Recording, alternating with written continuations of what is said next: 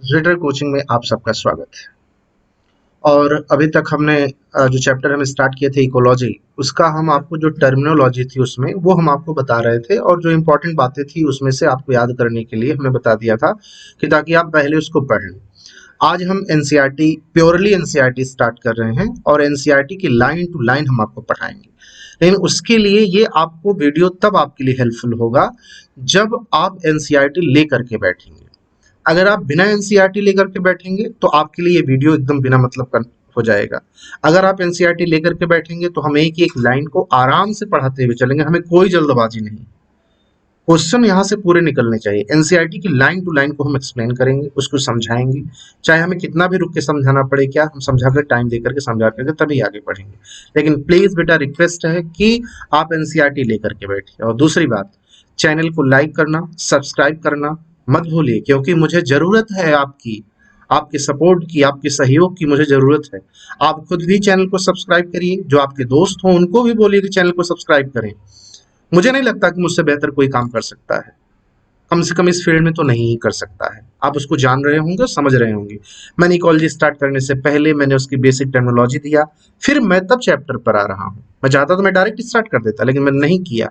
क्यों? क्योंकि मुझे पहले टर्मिनोलॉजी बतानी थी, आपको उससे बताना था, आपके पूरे दिमाग में इस बात को सेव कर देना था कि हम इकोलॉजी पढ़ रहे हैं।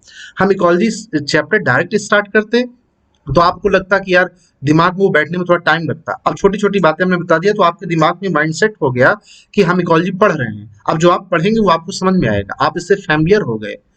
तो हमें तो ये पता है ना कि आपके दिमाग के साथ हमें कैसे काम करना है ताकि हमारे बच्चों को बेनिफिट मिल जाए। तो इस नाते हमने पहले छोटी छोटी चीजों को बता दिया। अब हम एनसीईआरटी की लाइन टू लाइन एक्सप्लेन करेंगे और इकोलॉजी का पहला chapter organism and population start कर रहे हैं। लेकिन उससे पहले आपके ही एनसीईआरटी में साइंटिस्ट दिए गए हैं, और साइंटिस्ट का नाम है रामदेव मिश्रा, वो दिए गए हैं, उसको हम आपको बताएंगे, उनके बारे में समझाएंगे, फिर आगे लेक्चर लेकर चलेंगे। इकोलॉजी, देखिए इकोलॉजी स्टार्ट कर रहे हैं और हमने बताया भी था इकोलॉजी दो शब्दों से मिलकर बना हुआ है, ओइकोस प्लस लॉगस। ओइकोस मतलब होम या हैबिटाट होता है। चलिए देखते हैं एक एक। रामदेव मिश्रा का ये फिगर बना हुआ है, रामदेव मिश्रा की फोटो बनी हुई है, आप इसको देखिएगा और आपको पूरा ध्यान रखना है। देखिए क्या लिखा गया है। सबसे पहली लाइन इस पैराग्राफ में सबसे ज्यादा इंपॉर्टेंट है। Ramdev Mishra is revered as the father of ecology in India. हमने आपको बता भी दिया था कि फादर ऑफ इंडियन इकोलॉजिस्ट की बात किया जाएगा तो आप किसकी बताएंगे? फादर ऑफ इकोलॉजी की बात किया जाएगा तो आप रेटर कहेंगे, REITER, rater. Father of ecology तो रेटर, लेकिन father of Indian ecologist, India की इकोलॉजिस्ट, तो रामदेव मिश्रा की बात करेंगे। तो हम अभी रामदेव मिश्रा पर बात करते हैं इधर उधर जाने के बजाय, क्योंकि बाकी हम सारी बातें बता चुके हैं। देखिए लिखा, Ramdev Mishra revered as the father of ecology in India. यानी अगर फादर ऑफ इंडियन इकोलॉजी पूछा जाए तो कौन है? रामदेव मिश्रा है, ये आपको जानना है। अब उनके जन्म के बारे में बताया गया है, तो ये आपको याद करने की बात नहीं, लेकिन यहाँ है तो हम उसको पढ़ दे रहे हैं, क्योंकि हमने बताया एनसीईआरटी लेकर के बैठिएगा प्लीज। बॉर्न ऑन 26 अगस्त 1908, 26 अगस्त 1908 को इनका जन्म हुआ था। अब ये बात थोड़ा इंपॉर्टेंट हो सकती है आगे। Ramdev Mishra obtain PhD in ecology. Ramdev Mishra ने पीएचडी किस डिपार्टमेंट में किया? तो इकोलॉजी में किया, अंडर द प्रोफेसर WH पियर्शाल। किस प्रोफेसर के अंडर इन्होंने पीएचडी किया? तो ये आपको ध्यान रखना है, अंडर द प्रोफेसर WH पियर्शाल के अंदर किया। पियर्साल FRS के अंदर किया। और कहां से किया? From Leeds university in UK की लीड्स यूनिवर्सिटी से इन्होंने पीएचडी की डिग्री इकोलॉजी में प्राप्त की। Ramdev Mishra father of Indian ecologist हैं। इनका जन्म 26 अगस्त 1908 को हुआ था। रामदेव मिश्रा ने पीएचडी किया इकोलॉजी में किया। कहां से किया? तो आपको बताया यूके से किया। कौन सी यूनिवर्सिटी से किया? लीड्स यूनिवर्सिटी से किया। किसके अंडर में किया? WH पियर्साल के अंडर में किया। तो ये आपको ध्यान रखना है। अब अगली बात, he established teaching and research in ecology at the department of botany of the Banaras Hindu university. अब ये बात आपको ध्यान करना है। अब भैया जब Ramdev Mishra father of Indian ecologist हैं, इकोलॉजी में पीएचडी किया है, तो बनारस हिंदू यूनिवर्सिटी में, बनारस हिंदू विश्वविद्यालय में इन्होंने इकोलॉजी के फील्ड में, इकोलॉजी के विषय में इन्होंने जो स्टेबलाइज किया टीचिंग और रिसर्च के लिए, टीचिंग और रिसर्च डिपार्टमेंट का भी गठन इन्होंने बनारस हिंदू विश्वविद्यालय में किया। देखा ना, he establish teaching and research in ecology. Teaching के लिए, रिसर्च के लिए डिपार्टमेंट का गठन किया। ऑफ कहाँ? बॉटनी में। इकोलॉजी किस में पढ़ते हो? बॉटनी में पढ़ते हो। और कहाँ पर? बनारस हिंदू यूनिवर्सिटी में इन्होंने इसका गठन किया। यानी रिसर्च, अब कोई भी स्टूडेंट अगर पढ़ना चाहे इकोलॉजी में, रिसर्च करना चाहे, तो वो बनारस हिंदू यूनिवर्सिटी में इकोलॉजी के फील्ड में कर सकता है। इसका श्रेय किसको जाता है? रामदेव मिश्रा को जाता है। ये है। और ये बनारस हिंदू विश्वविद्यालय कहाँ है? बनारस में है, वाराणसी में है। हिज रिसर्च लीड, अब इंपॉर्टेंट बात है, इनके रिसर्च ने लीड किया the foundation for understanding of the tropical communities and their succession. मैंने आपसे कहा था सक्सेशन, जब मैंने पढ़ाया था तभी मैंने कहा था कि जब मैं आपको पढ़ाऊंगा इकोलॉजी एनसीईआरटी तभी आएगा। इनके रिसर्च ने एक बेस दिया समझने के लिए, फॉर अंडरस्टैंडिंग, समझ बनाने के लिए ट्रॉपिकल कम्युनिटीज के बारे में, और वहां पर कैसे सक्सेशन होता है, ट्रॉपिकल कम्युनिटीज में सक्सेशन कैसे होता है, कैसे वहां इन्वायरमेंटल, वहां का इन्वायरमेंट रिस्पॉन्स कैसा होता है, environmental response of plant population and productivity and nutrient cycle in tropical forest and grassland ecosystem. Important बात है, यहां से आपको अंडरलाइन दूसरी बात करना है। हम यहां बताएं, इनके रिसर्च ने, जो इन्होंने रिसर्च किया, जो इन्होंने पीएचडी किया इकोलॉजी के फील्ड में, उससे हमको ये समझ मिली कि ट्रॉपिकल कम्युनिटी में सक्सेशन कैसे होता है, यानी डेवलपमेंट कैसे होता है। कोई कम्युनिटी वहां कैसे आती है, फिर वहां पर दूसरी कम्युनिटी, पहली कम्युनिटी घटा के दूसरी कम्युनिटी कैसे आती है, और फिर वहां क्लाइमेक्स कम्युनिटी का डेवलपमेंट कैसे हो जाता है, और प्लांट कैसे इन्वायरमेंट में रिस्पॉन्स शो करता है, कैसे प्रोडक्टिविटी होती है, कैसे इन्वायरमेंट में प्लांट में न्यूट्रिएंट साइकिल कैसे चलती है। ये सब ट्रॉपिकल फॉरेस्ट में और ग्रासलैंड इकोसिस्टम में समझ बनाने के लिए कि इन सब चीजों, इन सब जगहों पर कैसे समझ बना पाए, ये इनका इसमें बड़ा योगदान है। ट्रॉपिकल फॉरेस्ट में और ग्रासलैंड इकोसिस्टम में कि कैसे प्रोडक्टिविटी वहां पर होती है, वहां पर न्यूट्रिएंट साइकिल कैसे चलती है, इन्वायरमेंट का रिस्पांस कैसा होता है, सक्सेशन वहां पर कैसे होते हैं, ये इनके रिसर्च के नाते ही संभव हो पाया। अब आपके सामने बात ये होगी, ट्रॉपिकल का मतलब क्या होता है, ट्रॉपिकल कम्युनिटीज का मतलब क्या होता है। जैसे आपने सुना है ट्रॉपिकल रेन फॉरेस्ट, मैं अगर आपको यहां बताऊं, ये आप, अगर मैं आपको बताऊं कि हमारी अर्थ है, तो ये हमारा इक्वेटर है 0 डिग्री। इक्वेटर से नॉर्थ, ऊपर की तरफ नॉर्थ पोल, नीचे की तरफ साउथ पोल। इक्वेटर से चाहे नॉर्थ पोल 20 to 40 डिग्री जाइए, चाहे साउथ पोल 20 to 40 डिग्री जाइए, ट्रॉपिकल फॉरेस्ट आते हैं, ट्रॉपिकल रीजन माना जाता है उसको। तो यहां पर इक्वेटर के आसपास, यहां पर प्लांट का डेवलपमेंट कैसे हो रहा है, यहां पर नई नई कम्युनिटीज कैसे आ रही हैं, यहाँ पर इन्वायरमेंट का रिस्पांस प्लांट के लिए कैसा है, यहाँ पर प्रोडक्टिविटी कैसे होती है, न्यूट्रिएंट साइकिल कैसे चलती है, ये सब समझ बनाने के लिए ट्रॉपिकल फॉरेस्ट में और ग्रासलैंड इकोसिस्टम में इनके रिसर्च ने काम किया। बहुत इनका रिसर्च काम आया इन सब जगहों पर समझने के लिए। घबराइएगा नहीं, मैं आपको पूरा समझाऊंगा, लेकिन अभी यहाँ पर जो बात है उसको आप समझिए। क्या होता है न्यूट्रिएंट साइकिल, क्या होती है प्रोडक्टिविटी, ये सारी बात हम आपको बताएंगे। क्या होता है कम्युनिटी, कैसे आपको समझ, सब बताएंगे। एक एक चीज, प्रोडक्टिविटी तो आपके यहाँ है, ये सब कुछ समझाएंगे। लेकिन इनके, अभी हम रामदेव मिश्रा के बारे में बात कर रहे हैं, तो इनके रिसर्च ने ये सब समझ पैदा किया हम लोगों में कि कैसे ट्रॉपिकल रीजन में कैसे प्रोडक्टिविटी होती है, कैसे वहां न्यूट्रिएंट साइकिल चलती है, ग्रासलैंड इकोसिस्टम क्या है, कैसे वहां पर प्रोडक्टिविटी होती है, कैसे वहां पर न्यूट्रिएंट साइकिल चलती है, ये सब हम लोग को समझ आया। आगे देखिए, अगला जो बात है, Mishra formulated the first postgraduate course in ecology in India। Mishra ने सबसे पहले first post graduate course in India ecology, India में सबसे पहले इकोलॉजी के फील्ड में पोस्ट ग्रेजुएट कैसे किया जाए, या पोस्ट ग्रेजुएशन का विषय रखा या लाया इंडिया में। इंडिया में Mishra formulated the first post graduate course in ecology in India. Mishra के प्रयास ने, यानी रामदेव मिश्रा के प्रयास ने इंडिया में इकोलॉजी के फील्ड में पोस्ट ग्रेजुएशन कैसे किया जाए उसके लिए सबसे पहले काम किया, या पोस्ट ग्रेजुएशन का यहां पर डेवलपमेंट किया। Over 50 scholar obtained PhD degree under his supervision and moved on the other university and research institute to initiate ecology teaching and research across the country.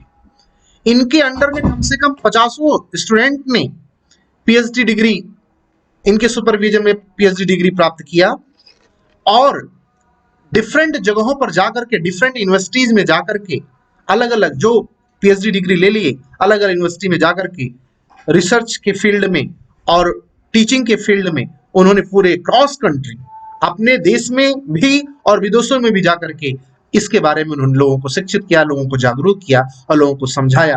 इनके स्टूडेंट ने जो इनके अंदर पीएचडी किया था, ओवर 15 स्कॉलर, नॉट 15, मेरे मुंह से बार बार 15 निकला, सॉरी, 50 स्कॉलर, 50 स्टूडेंट ने इनके सुपरविजन में पीएचडी किया और वो डिफरेंट यूनिवर्सिटीज में गए, वहां पर उन्होंने रिसर्च किया और रिसर्च को स्टेबल किया और जो है इकोलॉजी टीचिंग किया, इकोलॉजी की फील्ड में जो है इकोलॉजी को और बढ़ाने का काम किया। जो इनके स्टूडेंट थे उसकी बात किया गया, ये आपको पूरा ध्यान रखना है।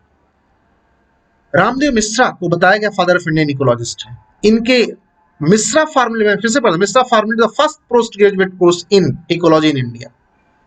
सबसे पहले इकोलॉजी के फील्ड में पोस्ट ग्रेजुएशन लाया कौन? तो मिश्रा के प्रयासों ने, यानी रामदेव मिश्रा के प्रयास ने काम किया कि इकोलॉजी में भी पोस्ट ग्रेजुएशन किया जा सका और इनके अंडर में 50 स्टूडेंट ने पोस्ट ग्रेजुएशन हासिल किया और वो डिफरेंट यूनिवर्सिटीज में जाकर के उन्होंने टीचिंग किया, रिसर्च का काम किया और इकोलॉजी को आगे बढ़ाने का काम किया। अगला, he was honoured with the fellowship of the Indian, इनको सम्मानित किया गया। इनको मतलब किसको? रामदेव मिश्रा को। अब याद रखिएगा, ये पूछा जाएगा, इंपॉर्टेंट बात है। National science academy, world academy of art and science and prestigious Sanjay Gandhi award in environment and ecology. इनको सम्मानित किया गया इनके काम के नाते, इनके वर्क के नाते। इनको national science academy, world academy of art and science और प्रेस्टिजियस संजय गांधी पुरस्कार से इनको नवाजा गया, इनको सम्मानित किया गया इन्वायरमेंट और इकोलॉजी के फील्ड में, रामदेव मिश्रा को। ये आपको नहीं भूलना है, ये आपसे पूछा जा सकता है। कौन कौन सा? नेशनल साइंस एकेडमी और world academy of art and science and prestigious Sanjay Gandhi award in environment and ecology इनको मिला। ड्यू टू हिज एफर्ट, इनके प्रयासों से, रामदेव मिश्रा के प्रयासों से, the government of India establish the national committee, बहुत important, national committee for environmental planning and coordination. कब नेशनल कमेटी? सबसे पहले इनके प्रयासों ने, गवर्नमेंट ऑफ इंडिया ने भी नेशनल कमेटी गठित किया वो इन्वायरमेंट प्लानिंग के लिए और कोऑर्डिनेशन के लिए। कब? 1972 में। तो अगर आपसे पूछा जाए इन्वायरमेंट के फील्ड में इन्वायरमेंटल प्लानिंग के लिए, कोऑर्डिनेशन के लिए नेशनल कमेटी का गठन कब हुआ, तो कहोगे नेशनल कमेटी का गठन कब हुआ? 1972 में हुआ। वो किसके एफर्ट के द्वारा हुआ? रामदेव मिश्रा के एफर्ट के द्वारा हुआ। वेज जो इन लेटर ईयर, जो बाद के समय में पेव्ड, प्रशस्त किया the way for the establishment of the ministry, important बात, ministry of environment and forest, जो बाद में चल करके जो नेशनल कमेटी बनी थी इन्वायरमेंटल प्लानिंग के लिए, कोऑर्डिनेशन के लिए 1972 में, इनके एफर्ट के द्वारा 1972 में कमेटी, नेशनल कमेटी बनाई गवर्नमेंट ऑफ इंडिया ने कि जो है कैसे जो इन्वायरमेंट की प्लानिंग किया जाएगा, कैसे उसको कोऑर्डिनेट किया जाएगा। तो वही बाद में चल करके मिनिस्ट्री में कन्वर्ट हो गया, ministry of environment and forest. तो आपसे, और वो कब अब हमारी भारत सरकार में इन्वायरमेंट और फॉरेस्ट की एक मिनिस्ट्री, एक मंत्रालय बना दिया गया। और वो मंत्रालय कब बना दिया गया? 1984 में बना दिया गया। तो आपको ये पूरा ध्यान रखना है कि अगर आपसे क्वेश्चन यहाँ से पूछा जा सकता है कि इन्वायरमेंट एंड फॉरेस्ट का मंत्रालय, मिनिस्ट्री कब गठित किया गया, तो 1984 में गठित किया गया। आपसे पूछा जाए नेशनल कमेटी बनाई गई इन्वायरमेंटल प्लानिंग कोऑर्डिनेशन के लिए, वो कब? 1972 में बनाया गया। आपसे पूछा जा सकता है कि रामदेव मिश्रा के अंडर में कितने लोगों ने पीएचडी किया, तो 50 लोगों ने पीएचडी किया। आपसे पूछा जा सकता है रामदेव मिश्रा ने खुद पीएचडी कहां से किया था? इकोलॉजी की फील्ड में। इकोलॉजी के फील्ड में डॉक्टरेट डिग्री, पीएचडी डिग्री उन्होंने खुद कहां से लिया था? तो उन्होंने यूके की लीड यूनिवर्सिटी से लिया था, लीड्स यूनिवर्सिटी से लिया था यूके से। और किसके अंडर में लिया था ये पूछा जा सकता, किस प्रोफेसर के अंडर में रामदेव मिश्रा ने पीएचडी किया था?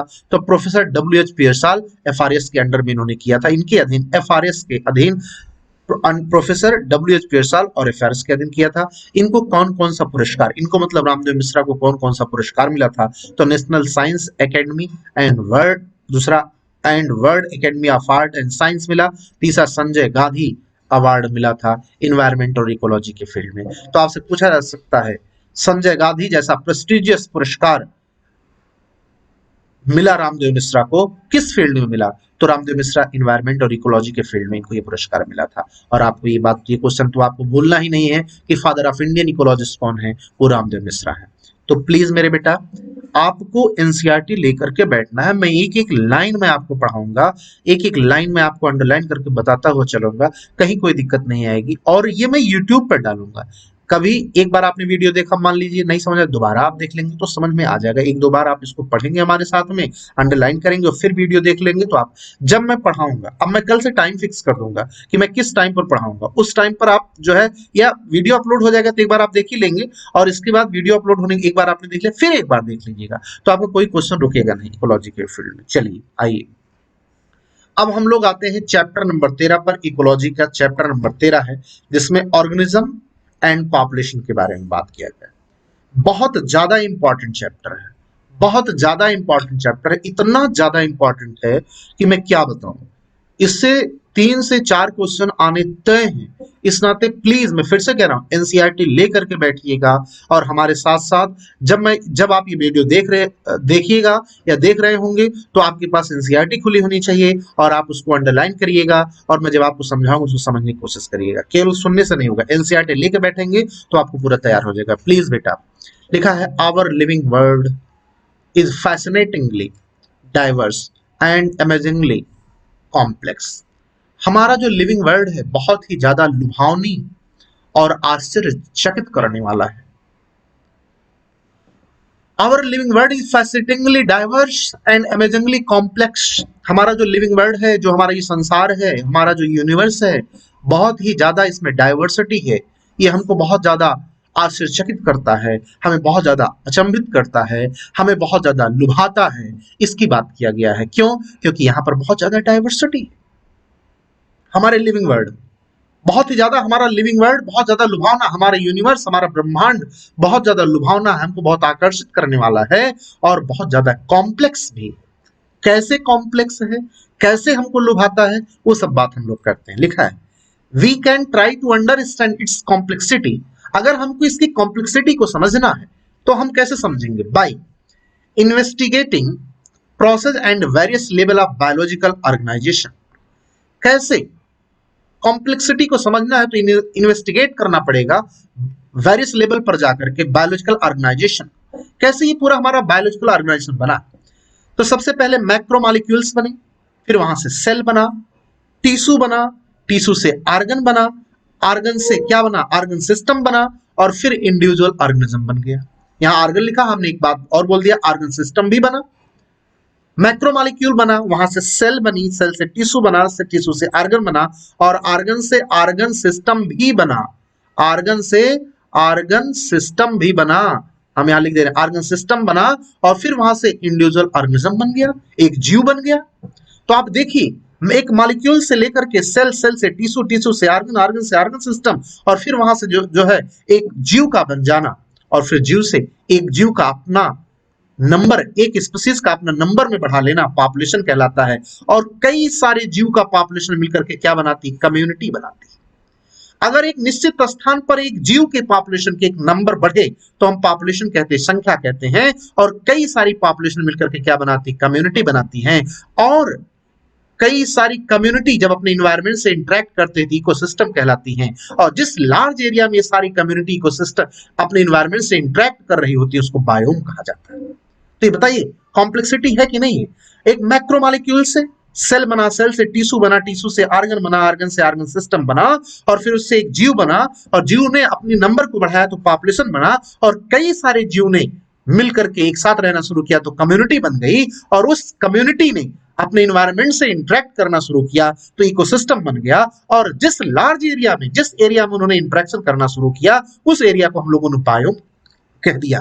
तो बताइए, लगातार कॉम्प्लेक्सिटी एक छोटे से मैक्रो मॉलिक्यूल से स्टार्ट होकर के हम लार्ज एरिया तक पहुंच गए और ऑर्गेनिज्म तक पहुंच गए, मतलब पॉपुलेशन बन गई, कम्युनिटी बन गई, इकोसिस्टम बन गया, बायोम बन गया, और आगे चल करके हम लोग बायोम के बाद बायोस्फीयर की भी बात करते हैं, पूरे ब्रह्मांड की बात करते हैं। तो बताइए, कॉम्प्लेक्सिटी लगातार बढ़ती चली जा रही है कि नहीं चली जा रही? एक छोटी सी मैक्रो मॉलिक्यूल से स्टार्ट करके और पूरे ब्रह्मांड तक की बात करना, बताइए कॉम्प्लेक्सिटी बढ़ी कि नहीं बढ़ी? तो बताइए, हमारा ये लिविंग वर्ल्ड बहुत ज्यादा लुभावना है कि नहीं? और हमारे लिविंग वर्ल्ड में लुभावना के साथ साथ कॉम्प्लेक्सिटी भी है कि नहीं है? और इसी को समझना तो इकोलॉजी कहलाता है। इसी बात को जब समझ जाएंगे तो हम पूरी इकोलॉजी समझ जाएंगे। आगे देखिए क्या लिखा, at any level of biological organisation we can ask two type of question. जब इसको समझते हैं, इसको जानते हैं, इसको देखते हैं, तो हमारे दिमाग में दो प्रकार के क्वेश्चन आते हैं। For example, when we hear the Bulbul singing, जब हम सुनते हैं कि बुलबुल सिंगिंग, चिड़िया कोई गाना गा रही है, early morning in the garden, we may ask how does the bird sing. चिड़िया गाना हाउ मतलब कैसे गाती है, और दूसरा question why does the bird sing, चिड़िया गाना क्यों गा रही है। देखिए, ये इकोलॉजी है, और मैंने बताया था इकोलॉजी को बहुत दिल से पढ़िएगा ना, तभी समझ में आएगा। कहा गया सबसे पहले कि हमारा लिविंग वर्ल्ड कितना ज्यादा लुभावना है, और लुभावने के साथ साथ बोल दिया गया कितनी कॉम्प्लेक्सिटी भी है, और उस कॉम्प्लेक्सिटी को समझाने के लिए उसने मैक्रो मॉलिक्यूल से लेकर के बायोम तक की बात कर दिया।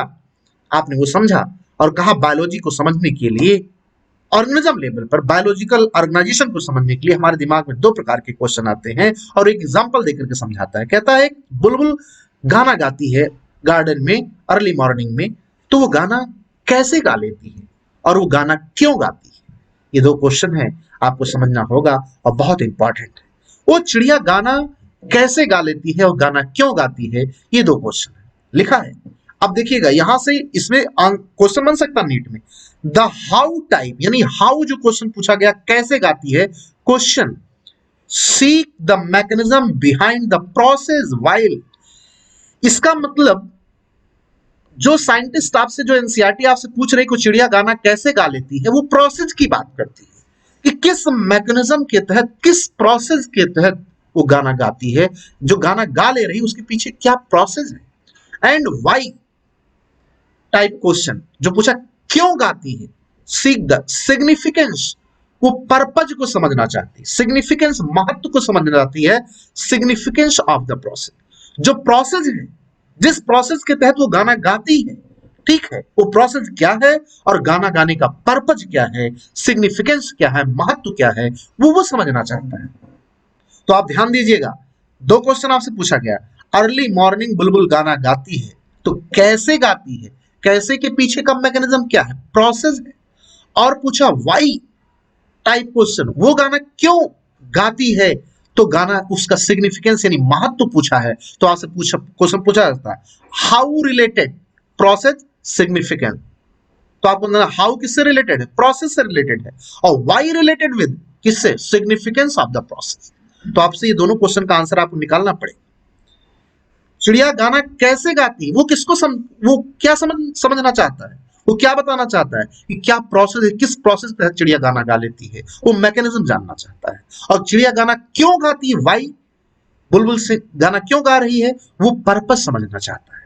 तो अगर आपसे कभी क्वेश्चन पूछा जाए why type question related with, तो आप कहोगे प्रोसेस, और पूछा नहीं how type, sorry, how type question related with, तो कहोगे कि प्रोसेस से, और why type question related with significance of the process, ये आपका आंसर लगेगा, सिग्निफिकेंस। व्हाई टाइप क्वेश्चन तो कहोगे सिग्निफिकेंस ऑफ द प्रोसेस, यानी वो पर्पज समझना चाहता है, गाना गाने का पर्पज क्या है, तो हम उसको भी आगे बताते हैं। For the first question in our example, जो हमारे क्वेश्चन पहला हमारा हमने एग्जाम्पल लिया था, उसमें जो पहला क्वेश्चन था how does the bird sing, चिड़िया गाना कैसे गाती है, तो उसका आंसर है the answer might be in term of the operation of the voice box, शायद उसके पास में वॉइस बॉक्स होगा, and the vibrating bone in the bird, और बर्ड में जो बोन होगी वाइब्रेट कर रही होगी, जिससे साउंड प्रोड्यूस हो रहा होगा और वो गाना गा ले रही होगी। उसके साथ उसके पीछे वो प्रोसेस है, वो मैकेनिज्म है। Where as the second question, और सेकेंड क्वेश्चन वाई वाला क्वेश्चन, आंसर में lie in the bird need communicate, communicate करना चाहती विद इट्स मेट, मतलब अपने पार्टनर से, मेट्स मतलब अपने पार्टनर से कम्युनिकेट करना चाहती। कब? During breeding season. Breeding season का मतलब रिप्रोडक्शन सीजन। जब रिप्रोडक्शन करना चाहती है तब वो गाना गाती है। और गाना कैसे गा लेती है? उसके बोन में वाइब्रेट होता है, और जब वाइब्रेशन होता है तो वॉइस प्रोड्यूस होती है, जिसको वॉइस बॉक्स कहा गया है। तो प्रोसेस क्या है? प्रोसेस क्या है? क्यों? किस प्रोसेस है? उसके पास वॉइस बॉक्स है, बोन में वाइब्रेशन होता है। और सेकंड क्वेश्चन, वाई गाना क्यों गा रही? अपने पार्टनर से कम्युनिकेट करना चाहती, गाना इसलिए गा रही। देखिए कितना सुंदर क्वेश्चन और कितना अच्छा है, तो उसको आपको समझना पड़ेगा। लिखा है कि चिड़िया गाना क्यों गा रही है और चिड़िया गाना कैसे गा ले रही है। तो गाना कैसे गा ले रही है? क्योंकि उसके पास वॉइस बॉक्स है, बोन में वाइब्रेशन हो रहा है, तो साउंड प्रोड्यूस हो रहा है। और क्यों गाती है? तो वो अपने पार्टनर को, अपने मेट को, मेट मतलब अपने पार्टनर को ड्यूरिंग ब्रीडिंग सीजन में रिप्रोडक्शन करना चाहती है, उससे कम्युनिकेट करना चाहती है, उससे मिलना चाहती है, इस नाते वो गाना गा। When you observe nature around you with scientific frame of mind, अगर आप नेचर को साइंटिफिक ढंग से समझने का प्रयास करोगे, अब आगे बताया गया, when you observe nature around you with a scientific frame of mind, you will certainly come up with many interesting question of both type. अगर आप इस नेचर को साइंटिफिक ढंग से समझना चाहोगे तो आपको बहुत सारे ऐसे क्वेश्चन मिलेंगे कि कैसे और क्यों कोई चीज कैसे हो रही है और कोई चीज क्यों हो रही है। ऐसे बहुत सारे क्वेश्चन आपको मिलेंगे और तब आपको मजा आ जाएगा नेचर को समझने के लिए। और नेचर मैंने बताया, इकोलॉजी को समझना मतलब नेचर और ऑर्गेनिज्म के बीच रिलेशन को समझना है। देखिए क्या लिखा गया है और क्वेश्चन सुनिए। Why are the night blooming flower generally white, रात में why are night blooming flower generally white, why are night blooming flower generally white, रात में खिलने वाले फ्लावर सफेद क्यों होते? पहला क्वेश्चन। दूसरा, how does the bee know, bee मतलब मधुमक्खी, honey, bee know which flower has nectar, किस फ्लावर के पास में नेक्टर है, बी उसको कैसे पहचान लेती? Why does cactus have so many thorn, cactus के प्लांट में बहुत सारे कांटे क्यों होते हैं? How does the chick recognise her own mother, चूजे कैसे, मुर्गी के चूजे अपने मदर को कैसे पहचान लेते हैं, एंड सो ऑन। इस प्रकार के बहुत सारे क्वेश्चन आपको देखने को मिलेंगे, समझने को मिलेंगे, और आपको बहुत सारे क्वेश्चन सोचने पर मजबूर कर देंगे कि ऐसा क्यों होता है। तो कुछ तो आप जानते हैं, लेकिन एक आध क्वेश्चन का तो मैं आंसर बता ही दूंगा, नहीं तो आप कहेंगे बताया नहीं। Night blowing flower generally white, आपको पता है कि दिन के समय में सोलर रेडिएशन होता है, सन से एनर्जी आ रही होती है, यूवी रेडिएशन आ रही होती है, सन से सोलर रेडिएशन आ रही होती है, उसमें से जितने कलर को एब्जॉर्ब करता है तो ठीक है, जिसको रिफ्लेक्ट कर देता है वो कलर दिखाई पड़ता है। रात में क्या सोलर रेडिएशन होती है? क्या नहीं होती है, तो फ्लावर व्हाइट है। दूसरी बात, रात के फ्लावर में फ्रेगनेंस ज्यादा होती है, सुगंध ज्यादा होती है, महक ज्यादा होती है। जो रात के फूल खिलते हैं उनकी महक बहुत दूर तक जाती है, उनकी सुगंध बहुत दूर तक जाती है, उनकी गंध बहुत दूर तक जाती है। और रात में पॉलिनेशन करने का काम चमगादड़ करते हैं, बैट करते हैं। रात में पॉलिनेशन करने का काम कौन करता है? बैट, चमगादड़ रात में पॉलिनेशन करने का काम करते हैं, इसको ध्यान रखिएगा। ये आपसे बात, आपको पता है थॉर्न क्यों हो जाते हैं? प्रोटेक्ट करने के लिए। ये तमाम सारे क्वेश्चन, इस प्रकार से बहुत सारे क्वेश्चन आपको मिलेंगे जो आपको समझने हैं और जानने हैं। तो ये तमाम सारे क्वेश्चन साइंटिस्ट आपको बताने की कोशिश कर रहे हैं। आगे यू हैव लिखा है, you have already learn in previous classes the ecology subject which study the interaction among organism and the bit. भैया बहुत इंपॉर्टेंट, इसको आप भूल भी नहीं सकते हो। आप इसको भूल भी नहीं सकते। इकोलॉजी क्या है, लिखा इकोलॉजी इज, यहीं से स्टार्ट करना, यहां से समझना। Ecology is a subject which study the interaction among organism and the between the organism and its physical abiotic environment। Ecology वह सब्जेक्ट है जो हमें ऑर्गेनिज्म के एक जीव से दूसरे जीव के बीच में कैसे इंटरेक्शन है और वो अपने इन्वायरमेंट से कैसे इंटरेक्शन शो करता है कोई जीव, उसके बारे में हमें बताता है, समझाता है।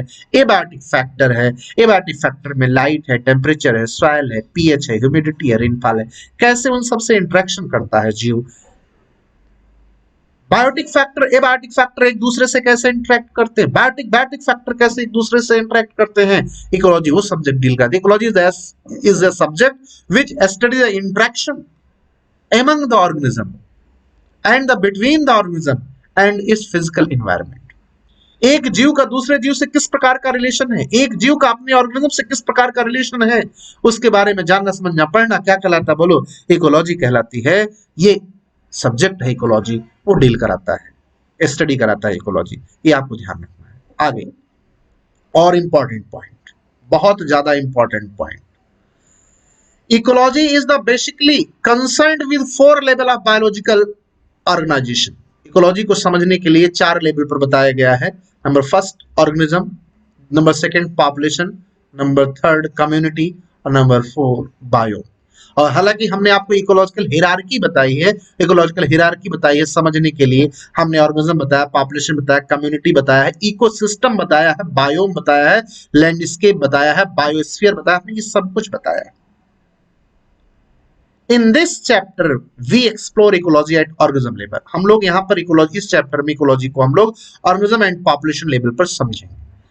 ऑर्गेनिज्म एंड पॉपुलेशन उसका नाम ही चैप्टर का। तो कहा गया यहाँ पर जो हमें समझना है इस चैप्टर में ऑर्गेनिज्म एंड पॉपुलेशन लेवल पर इकोलॉजी को हम लोग समझेंगे। लेकिन लिखा इकोलॉजी बेसिकली इकोलॉजी 4 लेवल पर समझने की बात किया था, ऑर्गेनिज्म, पॉपुलेशन, कम्युनिटी और बायो।